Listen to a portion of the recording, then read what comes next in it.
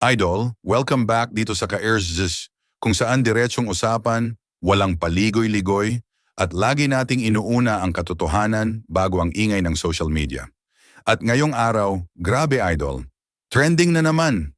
Usap-usapan sa Facebook, TikTok at YouTube, itong kumakalat na litrato ni Mikoy at Krista, oo idol, yung nasa thumbnail natin ngayon na parang huli cam, magkasama. Ang daming nagugulat, ang daming napapatanong, at syempre, ang daming bashers na biglang nag-appear, parang kabuti pagkaulan.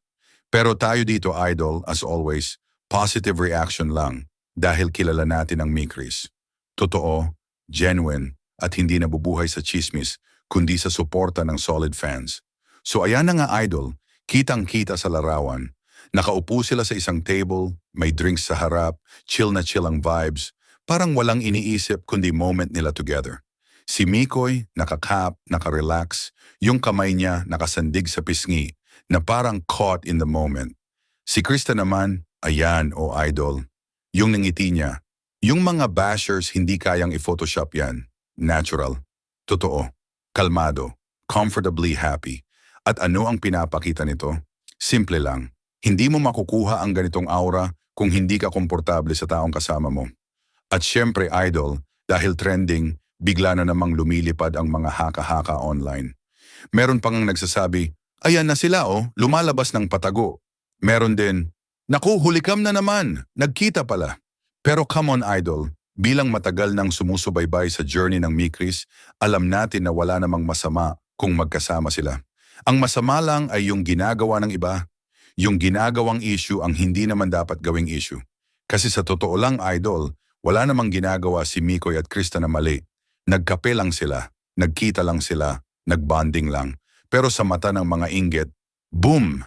Intriga! Ang hindi pa nila alam idol, itong ganitong moments pa nga ang nagpapatunay na solid ang suporta ng dalawang ito sa isa't isa. Lalo na si Mikoy, iba talaga kapag nag-e-effort siyang makita si Krista sa simpleng paraan. Hindi flashy, hindi scripted, hindi pang content, kundi natural, genuine, at kusang nangyayari. At si Krista, hayaan mong sabihin ko idol, iba yung glow niya dito. Yung tipong masaya siya, relaxed, at halatang gamay niya yung presence ni Mikoy. Alam mo yung vibe na safe? Ganun. At eto pa idol, let's address the bashers ng diretsahan. Yung mga biglang pop-up kapag masaya ang Mikris. Yung mga nagre-react kahit wala namang alam. Yung mga tipong araw-araw naghahanap ng mali. Pero idol, nakakatawa lang kasi habang sila ay busy naninira, si Mikoy at Krista naman busy mag-grow, busy magbahagi ng good vibes, busy sa mga pangarap at pinaka-importante, busy sa pag-support sa isa't isa. Kaya nga kahit sobrang ingay sa paligid, sila steady lang. Kasi kapag totoo ka, hindi ka natitinag. Kaya sa lahat ng solid Mikris supporters, relax lang. Hindi ito hulikam. Hindi ito patago. Ito ay normal na pagkikita ng dalawang taong may respeto at malasakit sa isa't isa. At kung magkasama man sila, so what? Mas masaya nga na makita silang okay, di ba? Yun ang mahalaga. Hindi intriga, hindi chismis, hindi haka-haka, kundi yung fact na nandito sila, masaya, at patuloy na lumalaban kahit ang daming gustong magpabagsak. Idol, eto na, tuloy natin. Kasi matapos kumalat ang picture na, yan, hindi lang simpleng kilig ang naging reaksyon, kundi solidarity. Grabe idol, ang dami talagang nagtatanggol sa Mikris. Ang daming nagsasabing, bakit ba ginagawa niyong issue ang pagiging magkasama nila? Tama naman, kasi idol, sa panahon ngayon, parang ang daling gumawa ng kwento. Lalo na kung di mo gusto ang sikat. Pero ang hindi alam ng bashers, mas lalo lang nilang pinapatibay ang fandom ng Mikris.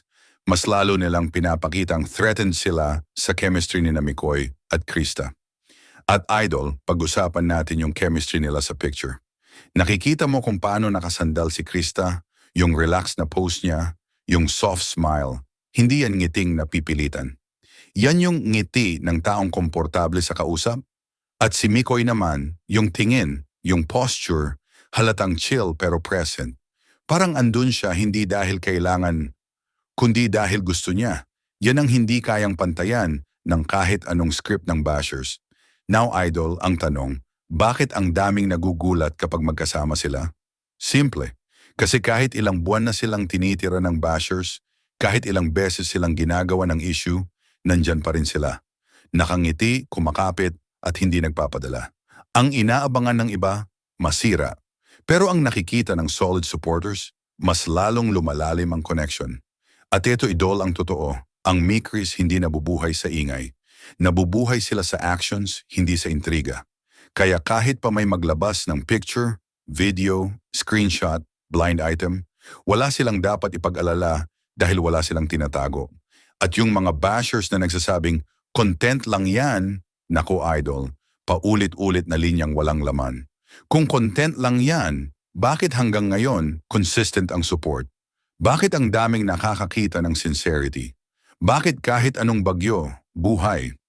Idol, seryoso, itong ganitong moments ang nagpapakita kung bakit ang Mikris. Hindi kailangan ng mamahaling lugar, hindi kailangan ng bonggang setup, isang simpleng table, 2 drinks, at yung presence ng isa't isa, sapat na para kiligin ang buong fandom.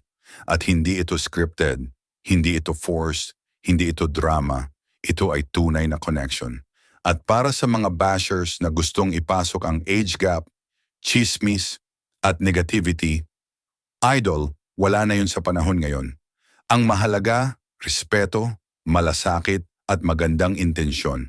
At yan ang meron si Mikoy para kay Krista at si Krista para kay Mikoy. Kaya hindi na dapat gawing issue kung nagkakape sila, kung magkasama sila, kung nagbabonding sila. Normal yan, healthy yan. Walang mali dyan. Dito natin mas lulubusin ang kilig, ang intriga, at ang totoong emosyon na nararamdaman ng mga solid Mikris supporters ngayon. Kasi idol, habang tumatagal, lalong lumalalim ang usapan tungkol sa hulika moment ni Mikoy at Krista. Yung tipong isang simpleng litrato lang, pero nag-iiwan ng libu-libong tanong, reaksyon, at hula mula sa netizens. At sino ba naman ang hindi mapapaisip? Ay magkasama sila sa isang table, parehong nakangiti, parehong komportable, parehong parang may sariling mundo na walang pwedeng makialam. Kaya ang ending, boom! Nagkagulo ang social media. Silang dalawa ba yan? Saan sila nagpunta? Bakit parang ang close nila ngayong araw? Mga tanong na parang apoy sa gasolina kasi kahit ang tahimik na fan napareact bigla. Pero idol, eto ang mas matindi. Hindi lang sila basta magkasama. Iba yung vibe. Yung tipong parang hindi scripted, hindi pang content, hindi pilit. Natural, genuine. Yung tingin nila sa picture, lalo na yung ngiti ni Krista at yung nakatungong pose ni Mikoy na parang nahuling magpapakit. Grabe, nagbigay talaga ng signal sa mga solid Mikris na, hoy, may something talaga rito. At syempre, hindi papahuli ang bashers. May mga nagbabadya agad ng intriga. Marketing lang yan. Puro pa cute. Nagpapagamit lang yan. Mga linyang kahit paulit-ulit ay hindi na tinatablan ang Mikris supporters dahil sanay na sila sa ingay. Pero idol, dito pa mas lalong kumapit ang mga tunay na naniniwala. Kasi habang mas maingay ang inggit, mas lumalabas ang chemistry ng dalawa. Idol, tignan mo nga naman, sa dami ng pinapakita ng mga content creators ngayon, bihira yung ganitong klaseng moment. Yung hindi mo alam kung aksidente bang na-capture o talagang graceful timing lang ng tadhana. Kasi tadhana talaga ang dating. Parang sinadya, parang gustong ipaalam sa lahat na may espesyal na ugnayan ng dalawang to na hindi maide-deny ng kahit sinong mapanghusga. At habang tinitignan mo yung litrato, bakit parang ang gaan ang kuha? Walang awkwardness, walang tension, walang takot. Wala yung typical na, hala baka may makakita. Mas ramdam mo yung, okay lang, basta kasama kita. Ganon. At syempre idol, hindi mawawala ang mga Mikris defenders. Yung biglang pumasok sa comment section na parang sundalong nakahanda. Hoy, huwag puro dumi ang utak nyo. Hindi porke magkasama, may masama na agad. Kung sila man o hindi, suportado namin. Pero ang totoo idol, kahit sila, kilig na kilig. Aminin man nila o hindi, yung simpleng pag-upo ng dalawa sa iisang table ay parang highlight ng buong timeline nila.